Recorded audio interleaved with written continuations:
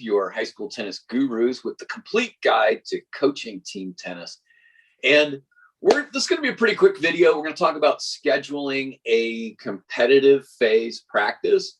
And since it's going to be so heavily based on having the kids play, then you're really looking at having a lot of 30-minute blocks or even longer. But, you might have, the regular easy entry to practice that you always do. That first 10 minutes ought to be pretty much the same, no matter what phase you're in. The kids come in, it's very routine. You can change it up a little bit as long as you train them well on that. And then you're going to have your little 5-minute meeting. And then from that, then, you might give them a little time to maybe do a 15-minute warm up of serves and returns, just so that when they hit the court, they're really ready and they're not getting off to a choppy start when they play. But then you want to go right into what I would like to do in the first phase is actually put them in a challenge situation. So we might play a pressure set, and pressure sets go like this. Whoever has game point, if they fail to win the game point that they have, then the other person doesn't gain a point. They lose all their points.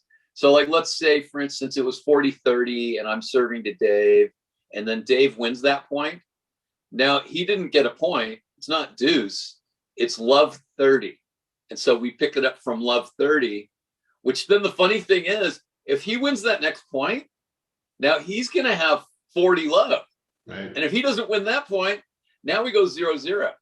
Now, it's up to you. One of the variations that you can do, and I use this with lower level players who don't have the mental fortitude to go through a game that seems endless like that. It's very frustrating for good players. But what I tell my lower level teams is, if each player has a game point and doesn't get it, then the game counts as a wash and the other person will serve. So there's just no game registered for that one. So then, it takes a while to get through that, but then it's not going to mean that one person has this 25-minute service game. Right. It could go so the other person will, it could go a long, long time. But the effect that has is really amazing, because then what you find when they go to play is they take better care of those game points. They close out games better. They fight harder when they have game point against them to keep the game going. Lots of great psychological benefits. You could start a set where maybe you have a better kid playing against a lesser player, and every game starts 30-40. And so that one player's learning to finish. Another way to do it, because 80% of games are won by the player who gets to 30 first. You can have games that are the best of the first 2 out of 3 points. Mm-hmm. So just play a set like that. So these are great ways. There's so many variations to that. And another thing that I like to do in these pressure things is randomly come to a court and change the score. So the player will call 40-15 and I'll say, no, it's not, it's 30-all. And so what that does is it helps them to work through the anguish of somebody cheating them. So if they felt like they were cheated and it should be 40-15, but now they have to play 30-all, it helps them to have that mental and emotional flexibility to be able to cope with it and move forward to play. So I like to say, I'm the only one who gets to cheat here, and it's for your benefit.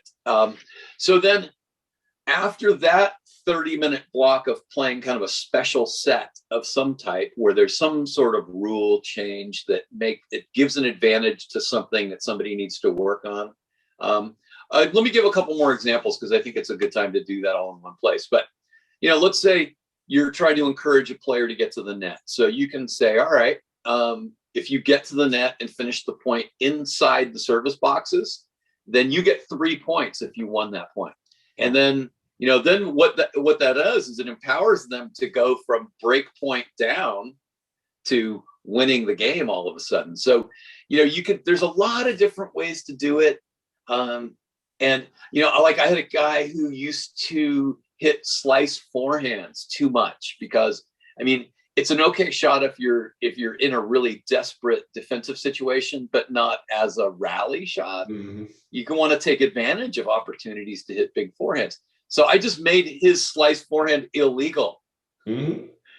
So then you can have the shot police, the technique police are roaming. So, hey, if I see you hitting the ball like this again, I'm just going to say, nope, that point's over and you lose. So I want to see these follow throughs and I want to see this and that. And you can enforce that. And it's kind of comical, actually. It can be kind of funny, but sometimes a little aggravating to the kids. And then in the next block, then you're going to have a half an hour of just pure set play. And with minimal coaching, let you get out of the way of the kids, let them get into a real flow, because you're in the competitive phase and you really want them to experience that independence. You might coach them minimally, just some quick reminders of some things that you've been working on that you want them to continue to be determined to use. All right. And then, as always, at the end of practice, we're going to have a good 20 minutes of games. In fact, in competitive phase, I might even make it longer. I might try to get 22, 25 minutes of large group games going to keep them having fun, energized, and ready for the real competition coming up in the next few days. Well, those are incredibly great ideas. A couple I've not heard of, and I've done a few things like that. One of the fun things I'll do is I'll just yell something right in the middle of a serve. So they're having to deal with an obnoxious parent or teammates of another team, and just start yelling things that they have to stay focused. We'll play a lot of challenges or matches where they only get one serve, which really focuses on, we teach a big time spin serve, and I love to see our kids master that in that type of setting where they only get one serve. They start at 30 all, the 30-30 type of game.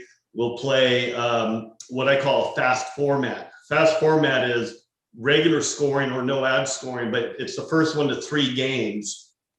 At 2 games all, the next game wins that set. And if they go to a split set and they're in a third set and then it's 2 all, they play a regular tiebreaker for the final game. We do that for our Super Saturday. That has always been so dang popular, because you can play a 2 out of 3 set match with either regular scoring or no ad scoring, and it's relatively fast, but you're getting that same competitiveness of the ad scoring with a 2 all, next game win, sudden death almost, and you're getting a chance to play because how often do we get to play a 2 out of 3 set match in the construct of time with a large team or what have you? So those are a couple of other ideas. The other one that I'll add to your singles, where they can't hit a slice or they have to hit everything cross court, or you can say that the ball has to go cross court. And in doubles, we do 4 games. I think we've talked about this before, where they have to hit the return cross court, but the net player of the serving team has to poach every single first shot. So they're always poaching and they're always having to hit that cross court return. So they're going to probably encounter the volley. And then we play 4 games where they have to lob down the line and the player at the net has to try to get an overhead. And then they play 4 games where the returner has to hit down the line. The volleyer knows that, the returning team knows that. So you find ways to create situations that they're going to encounter in a match far more.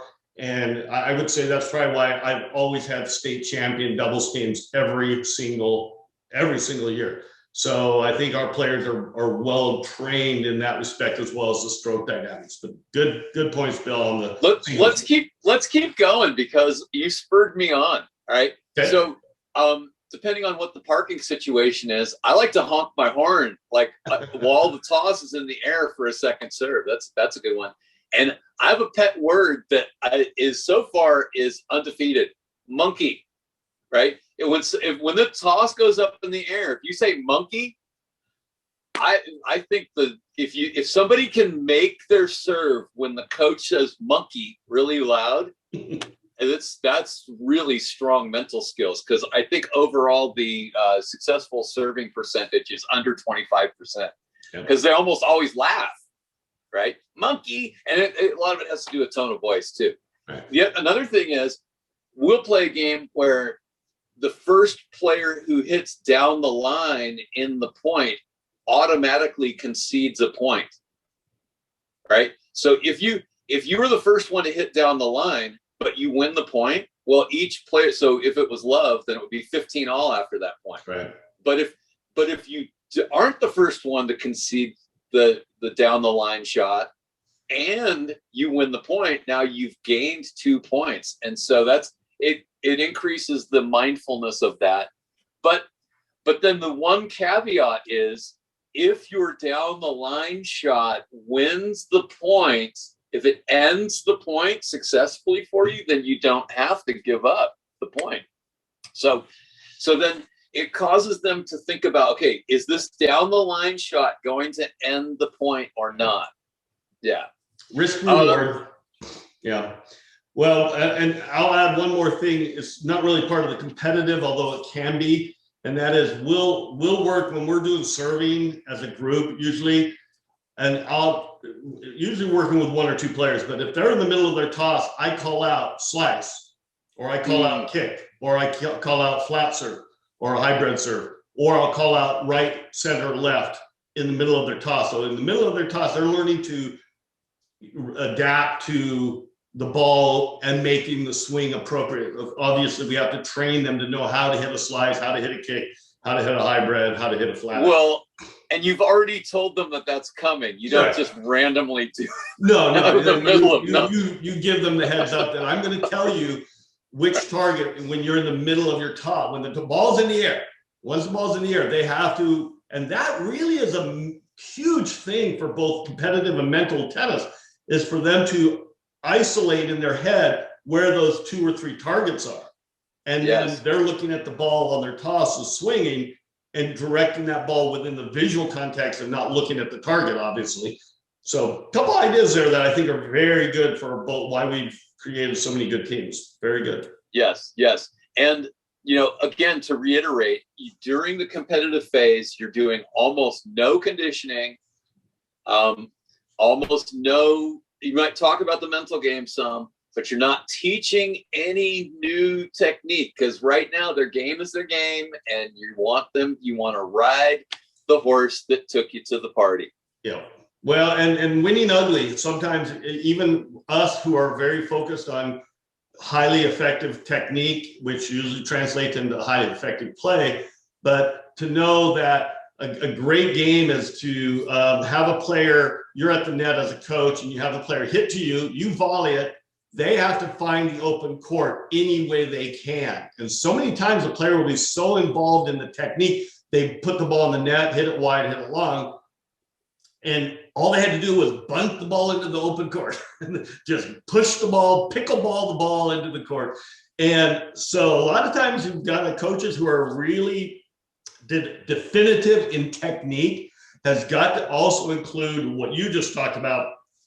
Forget about technique. You've got to learn to win the point. Yes. All right. And that is a wrap on that one.